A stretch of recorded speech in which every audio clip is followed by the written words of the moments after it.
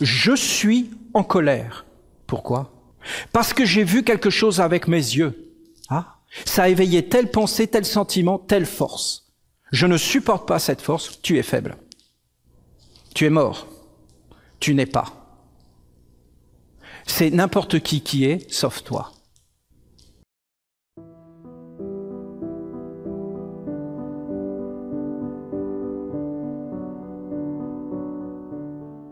Si les enseignements d'Olivier Manitara vous intéressent, vous pouvez vous inscrire à la lettre du Cercle Essénien. Chaque semaine, nous vous partageons des pépites de sagesse que nous allons chercher dans les archives de la bibliothèque essénienne. Vous serez également tenu au courant de toutes les nouvelles sorties de formation et de toutes les rencontres du Cercle Essénien. Si vous voulez vous inscrire donc, il y a un lien dans la description. Les hommes, pendant la dernière guerre mondiale, ils étaient persuadés que les Juifs étaient négatifs. Et si vous regardez les journaux et toutes les informations qu'il y avait partout, mais c'est une honte, ce qui est mis là. Ça va nous choquer maintenant, mais à l'époque, ça les choquait pas. Pourquoi? Ils ne se regardaient pas, ils ne se voient pas. Ils sont animés par des réflexes à l'extérieur. Il n'y a plus d'âme. Il n'y a plus d'intelligence. Vous avez des êtres qui sont robotisés et qui sont vécus par des stimulations à l'extérieur. Tu dois, en fin de compte, t'éveiller en permanence. Tu dois éveiller les deux mondes en permanence. Le subjectif et l'objectif. Si tu vois quelque chose à l'extérieur, alors tu dois regarder comment tu réagis. Et tu dois éveiller qu'est-ce que ça fait à l'intérieur de toi. Alors vous avez là cette espèce de croix du soleil qui tourne, parce que c'est la croix qui tourne. Et en fin de compte, cette croix qui tourne, ce sont les éléments, le feu, l'air, la terre et l'eau. Et là, vous avez au bout de la croix la pensée. Là, vous avez les sentiments, et là, vous avez le désir, ou alors la volonté, la force. La pensée, le sentiment, la force. Et là, au milieu, c'est le vide, c'est la terre. C'est ce qui doit être offert à un monde supérieur. C'est à l'intérieur de toi. Le trésor est à l'intérieur de toi. Alors, toi, tu crois que la pensée est à l'intérieur de toi, mais en réalité, la pensée est à l'extérieur de toi. Toi, tu dis, c'est moi qui pense, mais en réalité, c'est pas du tout toi qui pense. Ce sont des mondes qui pensent à travers toi. Toi, tu dis, je sens les choses, mais c'est pas du tout toi qui les sens. Ce sont des mondes qui sentent à travers toi et qui créent des mondes. Alors, je vois quelque chose avec mes yeux, ça me met en colère.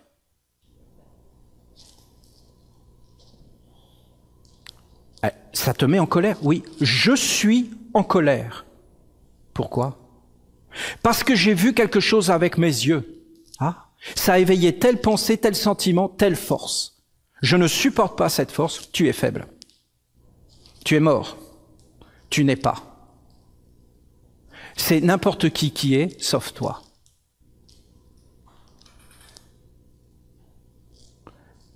Tu es fécondé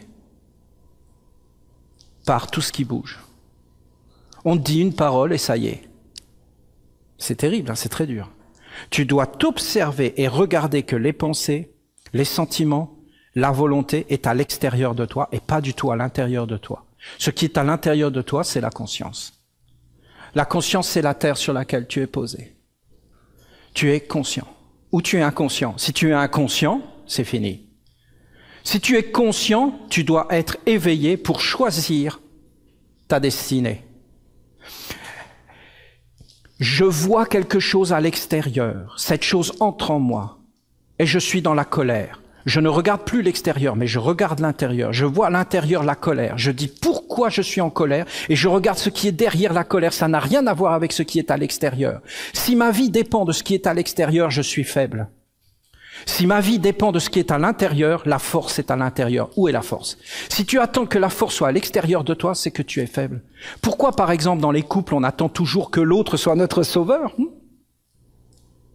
L'autre doit être mon sauveur. C'est l'autre qui me sauve. Non, non, non, non. Je suis à moi-même mon propre témoin. Je me regarde moi-même. La relation est en haut. Est-ce que la relation doit être horizontale? Bien sûr, elle doit être horizontale dans une harmonie, dans une sérénité, dans une intelligence. C'est l'intelligence qui doit gouverner. Mais pas du tout les réflexes, la passivité, la violence, la colère et toutes ces choses. Parce que si tu rentres dans la colère, si tu entres dans la jalousie, parce que la jalousie, c'est énorme, hein. La jalousie, ça te fait regarder, alors tu es jaloux de ce que l'autre a, tu es jaloux de toutes ces choses, alors tu vas commencer à te plaindre, alors tu es mécontent. Mais ça y est, tu es mécontent, mais pourquoi tu es mécontent? Parce que, écoutez bien, Dieu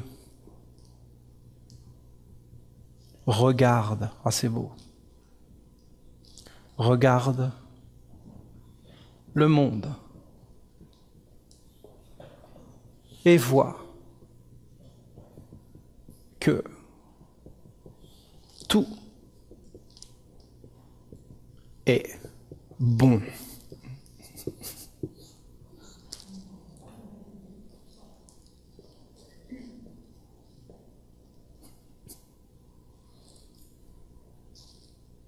Tout est en ordre, tout est en harmonie, tout est perfection.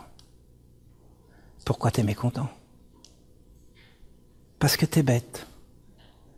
Parce que t'es mal élevé, mal éduqué, parce que t'es pas vivant, parce que t'es une ombre, parce que t'es possédé. Non? Vous voyez notre réponse?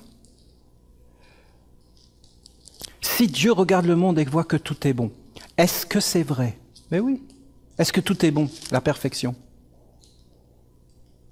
Ne cherche pas à trouver des solutions à des problèmes à l'extérieur de toi. Car jamais tu ne trouveras de solution aux problèmes à l'extérieur de toi. Éveille ton être intérieur, va dans les mondes supérieurs, dans l'observation, atteins la sérénité, la paix, parce que c'est le nom des anges, hein, on est bien d'accord. La sagesse, la clarté. Est-ce que tu es clair? Est-ce que tu dis avec Jésus, je suis moi, celui qui témoigne de moi? Est-ce que tu peux témoigner? Donc ce sont des bases, c'est une façon de vivre, c'est-à-dire l'observation de soi, le rappel à soi, la méditation. Qu'est-ce que c'est la méditation? Je me détache, je prends du recul. Je prends du recul de la situation et je regarde. Telle personne me paraît vraiment profondément détestable. C'est un fait. Oui, mais celui qui est détestable là, c'est toi. Parce qu'en réalité, si tu regardes ça, c'est que ça vit à l'intérieur de toi. Donc ne t'occupe pas de la personne, mais occupe-toi de toi. Et éveille-toi, toi. Et ne cherche pas à éveiller l'autre pour combler un manque. Écoute, je te promets, hein, tu es vraiment détestable. Hein. Non, on a un problème parce que je ne vais pas y arriver à te supporter. Vous avez des êtres, ils se disent très bien. Bon, il faut être bon parce que Jésus l'a dit. Jésus est bon. Alors il s'invente tout un monde, il quitte la réalité objective, et en fin de compte, il s'invente un monde complètement subjectif, et à la fin, ils font des actes dans le monde objectif qui n'a plus rien à voir avec tout ce qu'ils pensent. Après la mort, ils vont être faibles. Vous avez des êtres qui vivent que dans le monde objectif, et qui effacent tout ce qui est subjectif en disant c'est un rêve et tout ça, et ils enlèvent toute l'âme. La vraie force, c'est d'arriver à unir les deux côtés.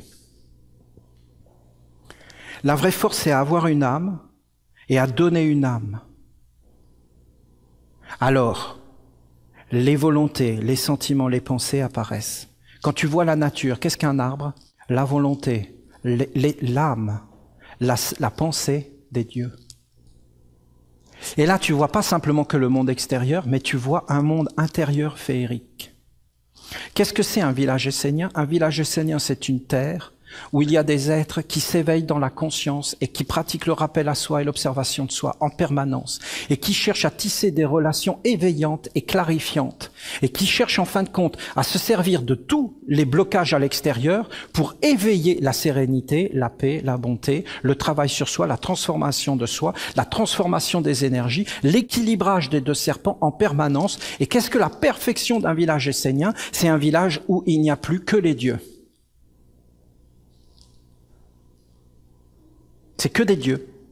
Et on est en permanence dans la dévotion à Dieu. Pourquoi? Parce que l'eau est divine, les arbres sont divins, l'herbe est divine, le soleil est divin dans un village essénien. Le soleil n'est pas une boule de feu. Le soleil est une âme vivante qui nous éclaire, on a une relation avec le soleil. Si je vois le soleil comme on me l'a montré, c'est-à-dire un envoûtement, et que je ne vois pas le côté moral, le côté supérieur, le côté artistique, le côté sacré, et que je ne vois que le côté physique qui est un vrai côté, qui doit être regardé, puisque c'est une vérité, eh bien, en réalité, je n'ai pas donné d'âme. Si je n'ai pas donné d'âme, je suis un sans âme. Si je suis un sans âme, je ne serai pas éveillé. Vous savez, c'est quoi le bonheur? C'est que quand tu quittes la terre, il n'y ait pas d'ombre. Aucune ombre. Vous savez ce qu'on faisait avant dans les âges d'or? On détruisait toutes les ombres pour pas qu'il y ait de pollution. Le but de la vie sur terre, c'est de ne pas créer d'ombre. Ensuite, c'est un éveil dans le corps. Si tu as éveillé ton corps, alors là c'est le bonheur.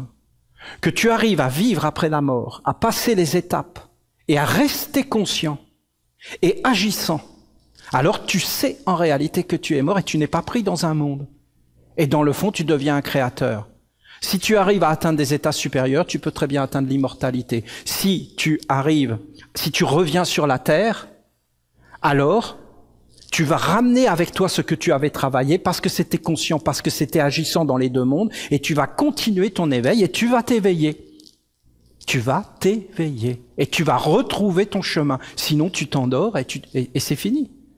Il y a des êtres, ils sont réellement des morts vivants, dans le sens que ils sont habités que par des paroles à l'extérieur, ils n'ont aucune vie intérieure, aucun éveil, aucune clarté, aucun monde supérieur, ils ne sont pas du tout conscients de la vie après la mort. Quand tu t'éveilles dans ces mondes dont je te parle, tu vas voir des mondes. Pourquoi tu es dans la colère? Pourquoi ces forces t'agressent? Pourquoi ça vient vers toi? Tu vas voir ces choses dans ta famille, tu vas voir ces choses dans ton hérédité, dans ton passé.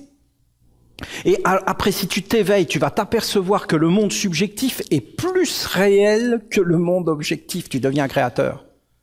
Tu vois que ta vision des choses non seulement t'éveille toi, mais transforme les événements autour de toi. Une personne t'agresse, ta façon de réagir à cette personne, si elle est réellement libre, tu n'es pas sous son influence. Si tu n'es pas sous son influence, tu es très fort. Regardez, les arts martiaux ne parlent que de ça. Alors c'est un éveil à l'intérieur. C'est une discipline et c'est une maîtrise. Vous devez vous éveiller. Vous ne devez pas être des inconscients. Vous devez voir que ce que vous voyez à l'extérieur vous renvoie à vous-même. Ça ne va pas dans votre vie. Comment vous devez vivre? Vous devez être des êtres de bien. De bien. Vous devez être des êtres de bien jusque dans le corps. C'est-à-dire, vous devez être bien. Être des êtres de bien veut dire être bien. Dieu veut que vous soyez des êtres de bien. C'est-à-dire que vous soyez heureux. Que vous ne manquiez de rien. Que votre vie soit belle, sereine. Mais pour ça, il faut un équilibre. Et que vous n'engendriez pas de mal, c'est-à-dire vous ne cédez pas à la tentation de ne vivre qu'à l'extérieur et de répondre à des stimuli extérieurs sans avoir éveillé l'intérieur. Vous devez en chaque chose équilibrer les choses. Vous devez regarder ce que vous faites. Vous prenez une charge pour la nation essénienne, c'est-à-dire pour accomplir l'œuvre de Dieu. Vous ne devez pas la faire à l'extérieur, vous devez vraiment vous éveiller à l'intérieur et devenir un être qui fait les choses. Avec intelligence, avec discernement. Vous ne devez pas réagir aux êtres qui viennent vers vous de l'extérieur. Sinon, vous n'avez aucune force, vous êtes un pantin.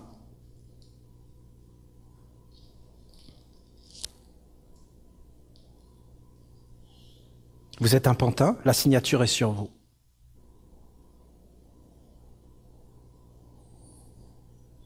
C'est une voie intérieure et extérieure. Et tu dois toujours regarder ce qui est. Et pas les interprétations. Cela éveille en moi la colère, cela me renvoie à moi-même. Je suis un être jaloux, c'est la jalousie qui vit à travers moi. Quand je mourrai, cet être restera comme une ombre et partira au mal commun de dire, eh bien voilà, maintenant la jalousie, je suis passé dans le monde, mais la jalousie a été rendue plus forte. Non, je suis passé dans le monde et j'ai amené la libération, la guérison. J'ai pris un morceau de terre et je l'ai transformé. J'ai transformé mes ancêtres. Comment tu vas faire un truc pareil? C'est très dur, hein? Et il faut t'éveiller dans un monde supérieur. Voilà. Vous commencez à percevoir le serpent tentateur? Comment il circule? Les forces, comment il vient vers toi? Comment il rentre en toi? Comment il n'est pas négatif, mais que si tu lui donnes la faiblesse, il prend tout. Il t'a servi. Il crée son monde. Est-ce qu'il est négatif? Non. Est-ce que des choses négatives peuvent arriver? Oui. Pourquoi? Parce que les hommes les ont créées. Et donc maintenant, ils doivent les manger. Vous savez, des fois, c'est pas possible de s'éveiller en dehors que par la souffrance ou en se prenant une grosse claque. Des fois, c'est pas possible parce que t'es tellement endormi, t'es tellement pris dans le truc, t'es tellement dans le monde, tu peux pas en sortir. Tu vas tout doucement vers une épreuve et c'est la bénédiction. Parce que très bien dans ta vie, on peut très bien ne pas te mettre de claque. Et tu peux toute ta vie être à côté de la vie sans jamais t'en apercevoir.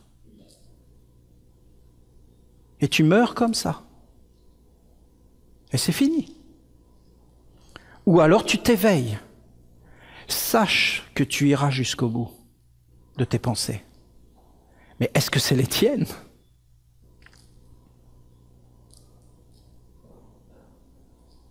Tu dois éveiller le subjectif. Tu dois faire en sorte que le subjectif devienne objectif. Tu dois vivre avec ton âme. Tu dois garder ta sérénité et ta paix. Tu dois amener les forces concrètes jusque dans la réalité de la terre.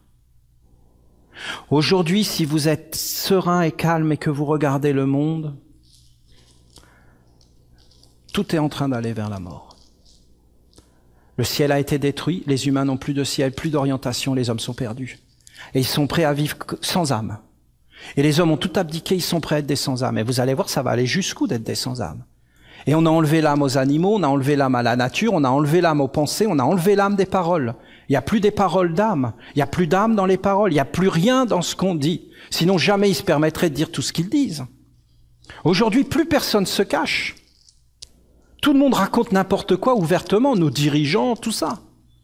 Ouvertement. Alors en réalité, si tu es là-dedans, ben, tu es perdu.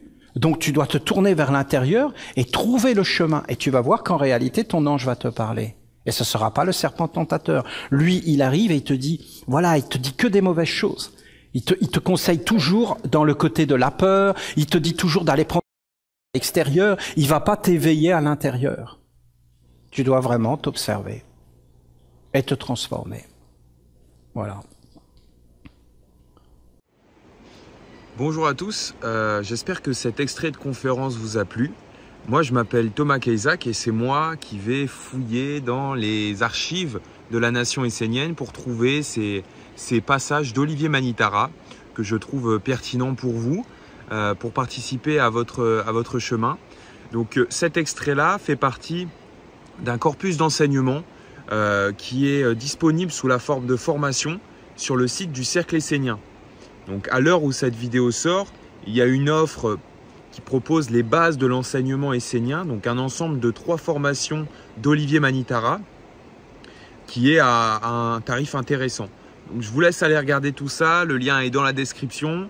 Je vous embrasse, je vous souhaite une belle fin de journée et à bientôt pour de prochains enseignements.